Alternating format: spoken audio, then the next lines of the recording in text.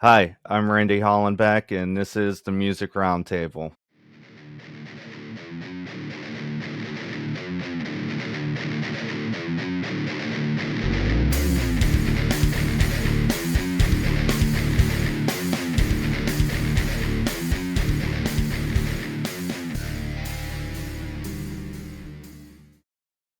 Today on the show, we have Bryan Phillips from alternative rock band Alive in Stone. What's up? What's up? Oh my God, God, God, take the pain away. Oh my God, God, God, take the pain away. Oh my God, God, God, take the pain away. Oh my God. Close your eyes and drink from the river, tainted with the blood from the saints and the sinners. It's sobering to consider that this is my time, so stand and deliver. And wish this pain away. Wish this pain away. I was caged, but now I'm free.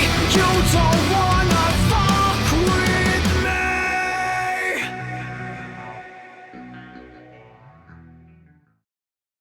I wanted to start out by getting into some of your history. How did you get into music? What age did you start?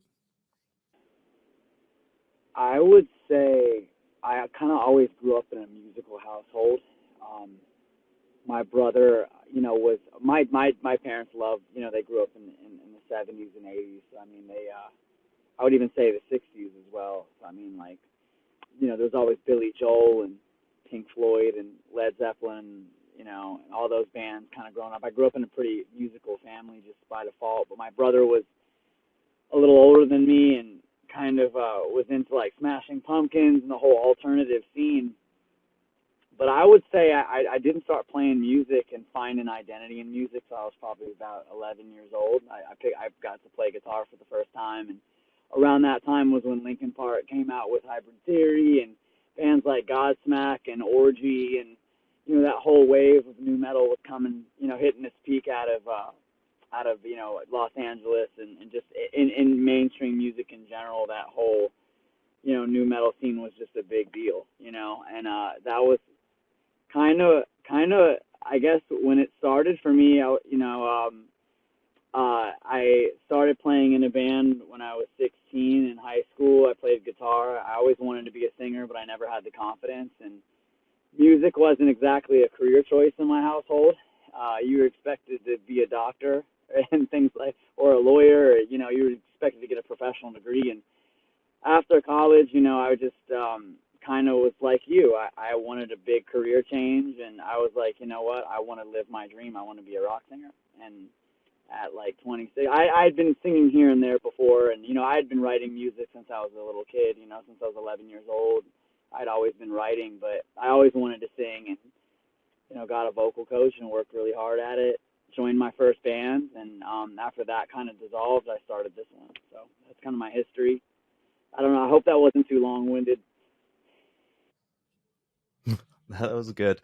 Can you tell me a few of your musical influences?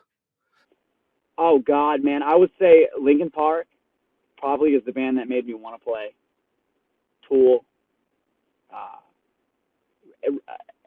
Alice in Chains, Chevelle, Stains, um, and then I would say if you want to kind of get like a little bit more eclectic, Duran Duran, um, Tears for Fears, um, the Pixies, some of the harder stuff. I mean, I would say that the core there is probably from that hard alternative generation. I would say, you know, I would say that was probably it. Nickelback's a big influence. I bet everyone just loves to hear that. Uh, and then another really big one is a band called Red Sun Rising. Now that one of the members is known, the band's now their existing members are the Violent now. That was a big influence for me. But I mean, tons of them. I would say my musical tastes are kind of a little bit all over the place. I love everything from shoegaze to country to pop. But I would say that those influences would probably do it for me. I would say. Can you tell me the story about how Alive in Stone formed? Absolutely. So I used to be, so the first band I ever joined was a group called Dark Summer from Lakeland. Um, I was with that band for about 3.5 years, and you know, learned so much. I'll never take back my experiences in that band for anything. But I was in that band, and towards the last leg of the group, I was pretty confident that I wasn't, really going to get what I wanted out of it, and it really wasn't where my heart was.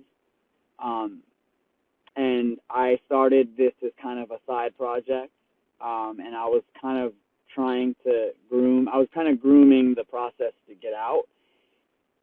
Things happen in the group as they do, and I had to make a very quick exit because there were some things, going on that I wasn't okay with. I needed to remove myself from the situation. It was pretty unhealthy for me, and I was like, you know what, I'm ready to commit to this full bore. And so the band started as just kind of me, I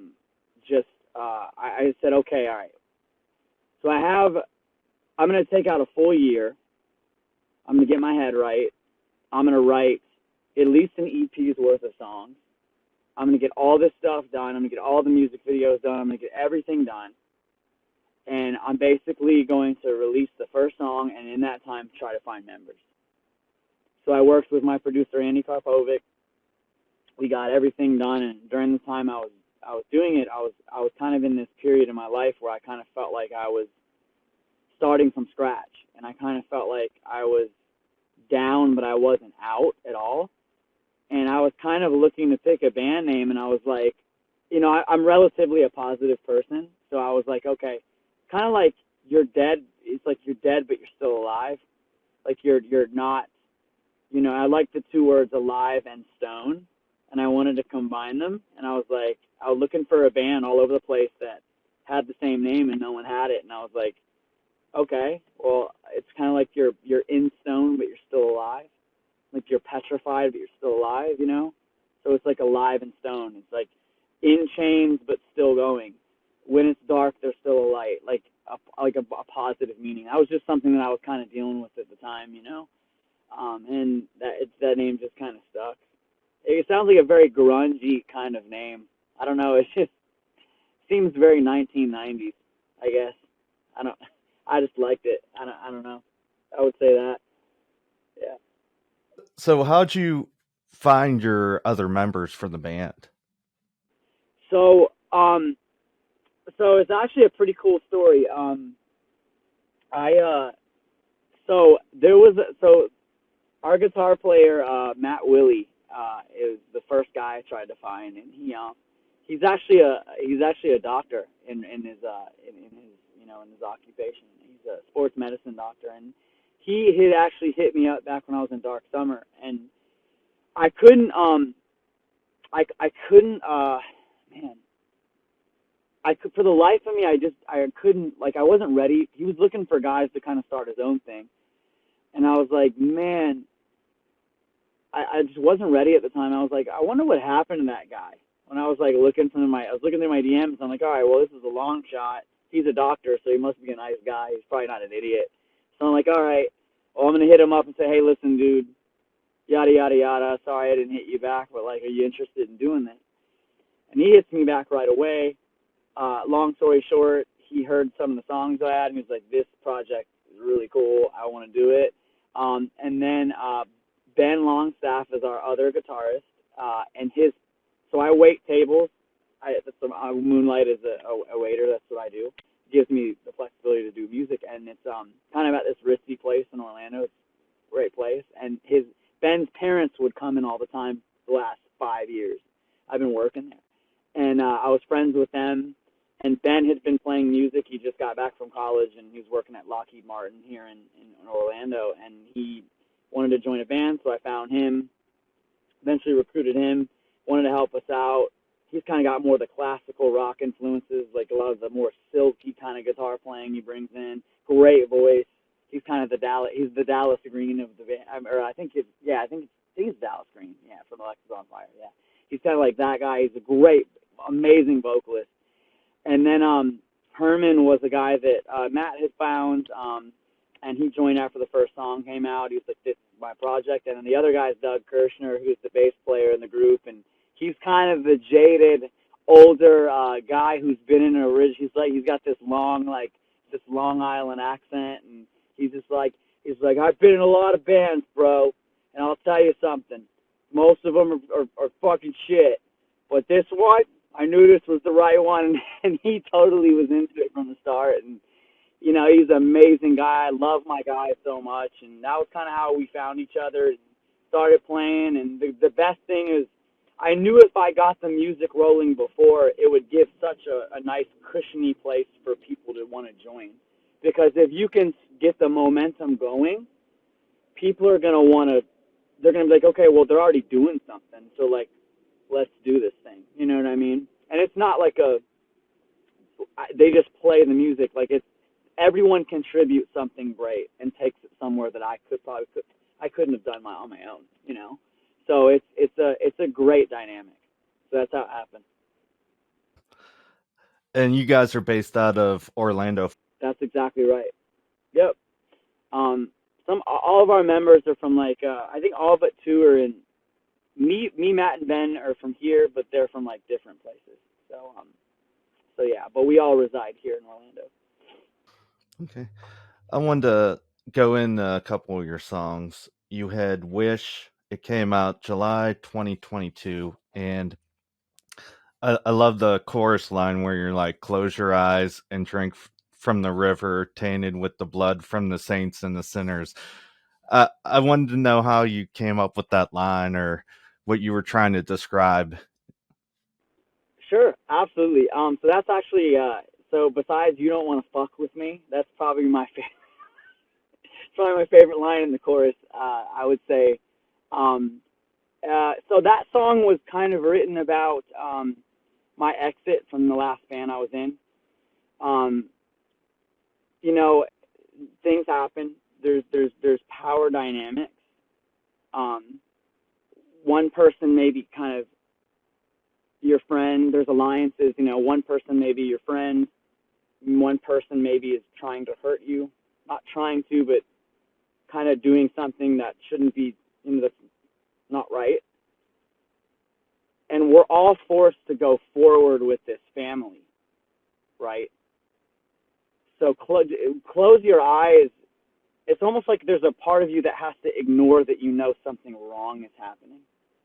Like, you have friends in the group that are okay with it, and that are okay with you, but you feel like something's not right going on. And at the same time, you're bound. There's alliances with other people that are against you. Things going on. So it's like, close your eyes and drink from the river. Excuse me, I can't talk today. Close your eyes and drink from the river. Close your eyes.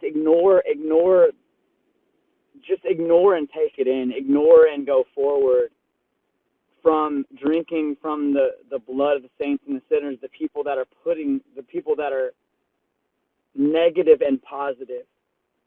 You're moving forward, and you're taking in that journey with your family that has good and bad in it, and you're trying to ignore that and move forward. And this is my time to stand and deliver, as that follows, is saying, this is my time to do it on my own. This is my time to leave what that was and start this. And that was kind of where that line came from, if that makes sense. I hope I explained that right. It was like you're standing your ground, saying, "Hey, this ain't right. This ain't okay." Right, exactly. And it's like, there's people in the band. The saints are the people that are they're on your side, but then there's the sinners, is where the people that are kind of not really doing things the way that something's not right. And it's like, because people don't want to make hard decisions in their life, like walking from something that's unhealthy, they'll close their eyes and drink from that river. They'll take it in. They'll sit there and they'll take it. And that's what that line's about. That whole song is about, you can wish the pain away all you want, but unless you get up and you fucking do something about it, you're going to be stuck there. And it's like, when I say "you don't want to fuck with me," as much as that's like a macho kind of line, it's not really like, it's a very Five Finger Death Punch-y type of line. it's more of me saying you can't hurt me anymore. You don't want to see where I'm willing to go with the hard work. You don't want to see where I'm willing to go, you know, how hard I'm willing to give this, in terms of moving forward and advancing and getting what I want out of music, It's like saying you can't hurt me anymore. I'm free now, you know? And that's what that whole song is about. Like you got no fear, and if you do, go ahead and challenge me. We'll make it even harder, you know. I wouldn't say it's a call out. For other people it could be. It's not like a conflict thing, but it's more of me saying like I know what your I know what I know what your ethic is. I know what mine is. I can't be caged anymore. It's I now I can move forward, And it's like, and I'm willing to give my heart and soul in ways that you may have not, you know. And that's kind of it. It's a very liberating, I would say. It's meant to be a very liberating song. Because we live, a lot of people live, including myself, we've all lived lives where we know we're capable of more, and it's just like, you're working for that guy or that girl that you're just like, I can do what you're doing, but you just gotta chase it, Yeah, that's kind of where I'm heading.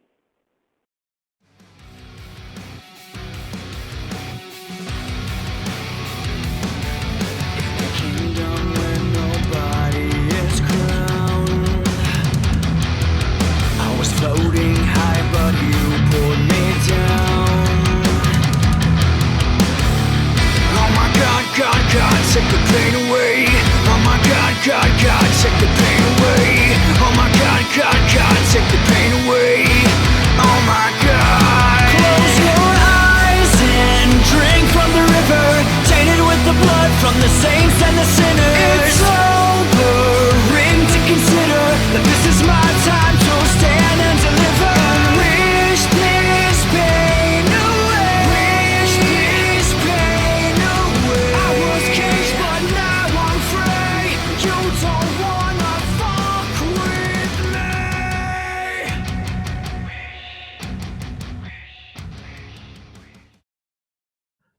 me. Yet another song, Down and Out. It just came out November 2nd, and you start off the song with "Tell me all of your secrets, brother. Do you still have any demons that haunt you when you're underneath the covers?" Can you tell me about that line? Sure, man. So Down and Out was a song that kind of just I'm into I'm someone who like is kind of into like a lot of self help and a lot of like motivational stuff. And one of the most inspiring communities I think that we have is a lot of the special forces and a lot of the military community. And I remember I was watching one of my favorite podcasts is the Jocko Willink podcast, and he had a guest on there named Dakota Meyer, who is a Marine that was awarded the Medal of Honor for his services in Afghanistan. And I was just watching listening to his story and stuff like that, and I was really inspired by it. And I just naturally had a love for the troops, and and just for the people that serve our country in general. And the music just started kind of coming to me, and I was kind of trying to put myself in his shoes and a lot of other vets, which is a difficult thing to do because it's like I've never experienced what they've experienced. But the song in general is kind of more about PTSD. It's more about the veterans community, and we hear and it's not just Dakota. It wasn't just about him. It was about the veterans that I would watch on there and come talk about their stories. And when I sang, "Tell me all of your secrets," tell me all your secrets, brother. Like I'm saying it to the person that's being interviewed, like metaphorically, you're telling me all your secrets. You're telling me what you've been through. It's almost like speaking like I'm a therapist and I'm listening to you. Tell me all your secrets. Do you still have any demons? Do they haunt you when you're underneath the covers? What that means is, do they still haunt you in your dreams? I'm talking about PTSD. I'm talking about the nightmares. the night terrors, and not just for veterans, but just anyone who's ever dealt with post-traumatic stress or anything like that. You know, that was kind of where that line came from. And yeah, I mean that whole song is just me just trying to recreate as much as I can an understanding between a civilian and a veteran relationship of, I want to hear, we hear about you. We want you to know that we want you to pull through.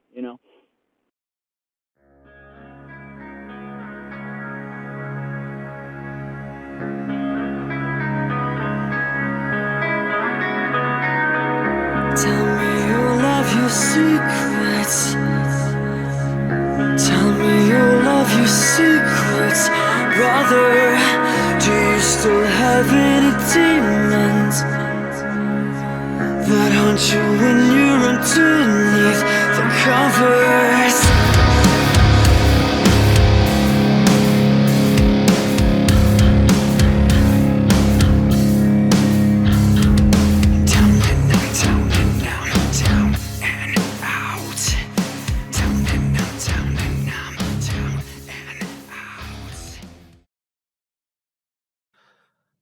What do you guys got planned for the next 2 months?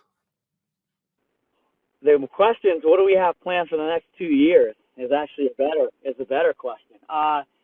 We have the thing about our band is that we always love making our band as exciting as possible, and we always love giving new content. So just to keep it simple, we've got a shit ton of stuff to share with you. Tomorrow we have the music video for Down and Out's gonna drop at 12 tonight. I think I'm debating whether I'm gonna do it at 12 tonight, midnight tonight, or tomorrow at a certain time. But regardless, we have the Down and Out videos dropping tomorrow. We also have, we are also going to just put it this way: we're gonna kick off the new year right. And we will be heading back into the studio, if we're lucky. We'll be heading back into the studio in December for the second and third song, or actually, no, excuse me, the fourth and fifth song off the next album, which won't even come out till way later.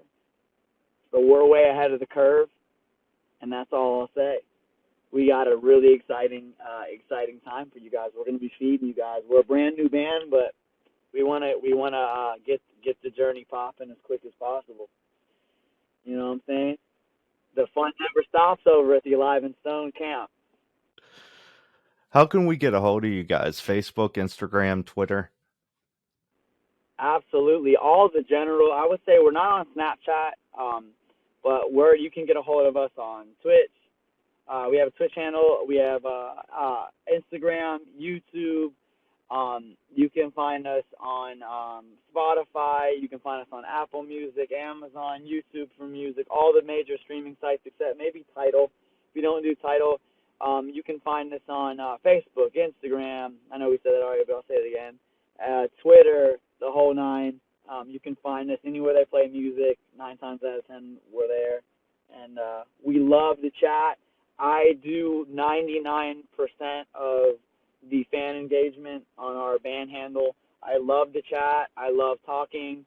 I do have a serious girlfriend, so just keep it clean.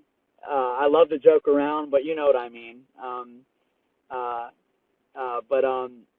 But yeah, I mean, I love chatting with people. We always answer our DMs. Fan engagement's a big deal for me. And we're just people. We just want to disconnect. So yeah, that's it. Okay. That's all the questions I have. Thanks for coming on the show today. Is there anything else you'd like to add? No, man, just wanted to tell you it's been an honor. I'm kind of getting used to the whole interview thing. It's a new thing for me, and it's a pleasure. I love what you do for the music community, and you got some great bands that you've interviewed, and I really wish you the best, and hope to do this with you again. And everyone be on the lookout for the new Down and Out music video. Rock on. And yeah, that's pretty much it. In the past